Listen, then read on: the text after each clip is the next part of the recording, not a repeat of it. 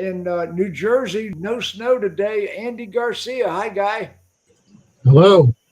Hello, everyone. What do you do, Andy? Parts and service director of 3 franchises, and we are currently with an AI. This will be our second AI in the past 18 months. And you're using it for service applications. Service and parts, yes. Fantastic. Okay, fantastic. How are you using it, Andy? I use it for the service department to make the appointments and to direct the call to service advisors.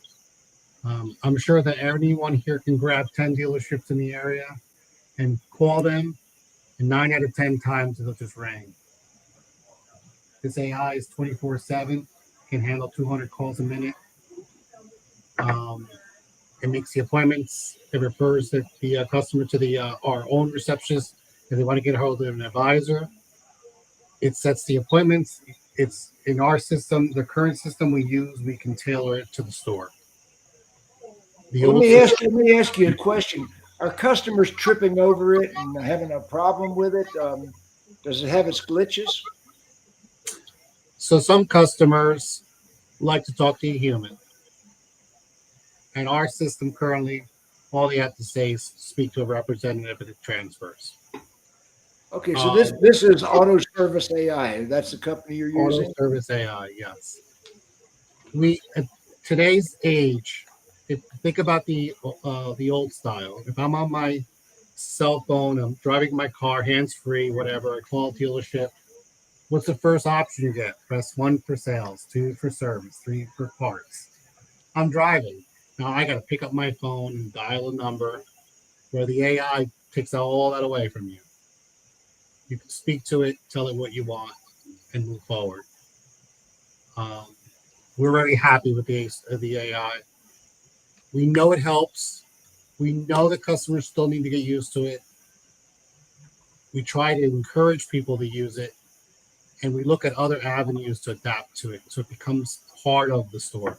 So we consider the AI an employee. So this isn't the little guy from India all concerned about your car's warranty.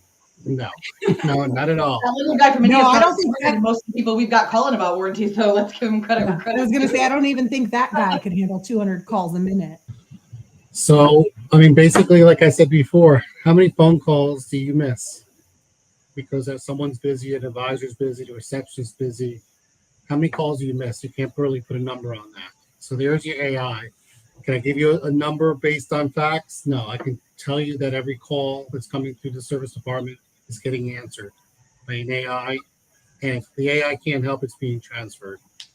So there's a CSI increase on that. There's better responses. The AI automatically makes the appointment. It doesn't have to have a human contact. Um, it puts, instead of having 10 receptionists, 10 advisors answering phones, you have an AI answering 90% of the calls, maybe 80% of the calls, maybe 50% of the calls, but you're not missing those calls. And I challenge anyone, call a dealership that does not have an AI. Call 10, 15 dealerships. Call the service department to make an appointment. Guarantee that you're going to be, oh my gosh, Let me let me jump in on that. I have said in speeches and seminars and conferences for years, the one employee that blows more deals than any other person in the dealership. Who did I say that is, The Jennifer? receptionist, The you always say The that. receptionist. The receptionist, uh, him or her, and usually it's a pretty female intensive position, so I'm going to say probably her. There, she thinks her job is to channel those people to voicemail, to get those people off the phone as quickly as possible, not handle their inquiry, not handle what they called about. The receptionist believes it's her job to get those people to voicemail and not to get them to their destination and not to get them to the point where they came in on to do something or to talk to somebody. AI connects that is what I'm thinking. Let me just add one thing. Oh, One of, one of the biggest things on AI that I learned 18 months ago, Mhm. and someone said it before, They'll tell you they can do all these things and they can do this and they can do that until it goes live. And then they tell you it's going to learn your system and it takes a little while. Now you're in it for 45 days and you realize you still need something changed. And the answer to you get is, well, that's how the system works.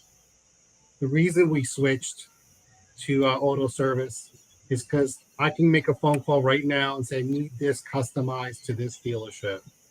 When a customer says, I want the owner now, it gets transferred. The other system, believe it or not, would not understand, I need a receptionist or I need a service advisor. It didn't understand. I kept on asking the same question. Would you like to make an appointment? They were looking for keywords, but absolutely make sure that you can customize the system for your store. We're not all cookie cutters. How many times have I been screaming at the telephone, representative? There you go. Oh gosh, I get so mad.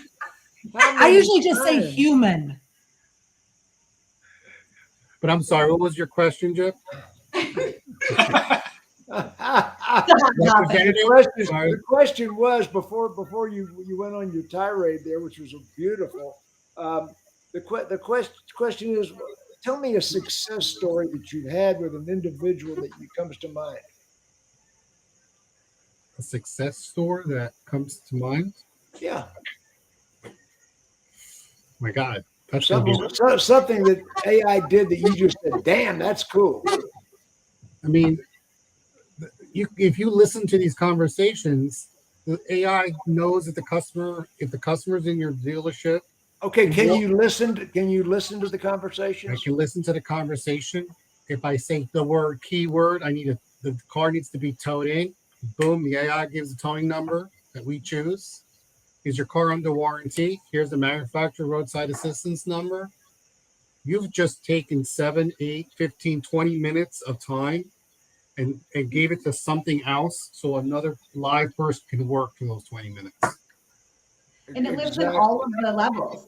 It lives in all of the levels. I want to just real quick before we get too far away from what Andrew said and what Bobby just said, and like when April was saying for vetting these different vendors, you guys, basically what Andrew said was he made a change because with a prior provider, he couldn't feed the machine.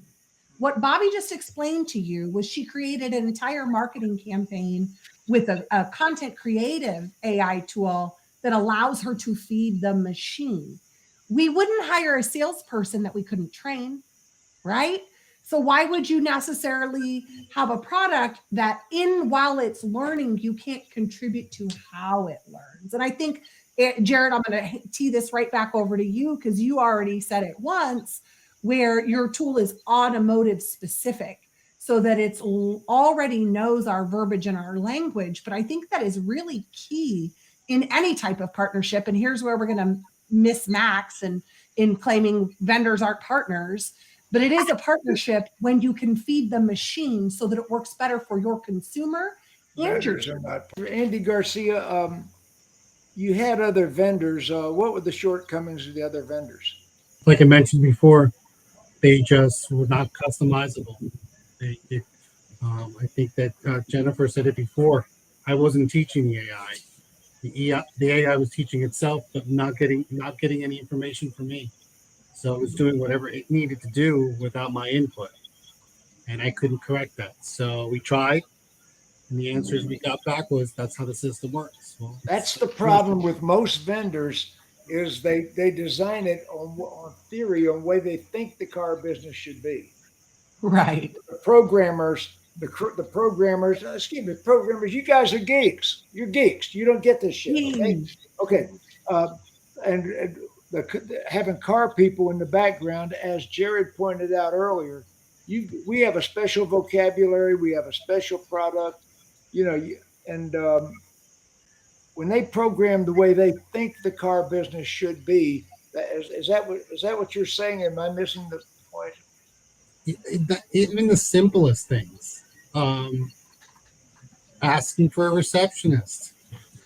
It says the system that I had will say I'm going to transfer you to a technician. What? No.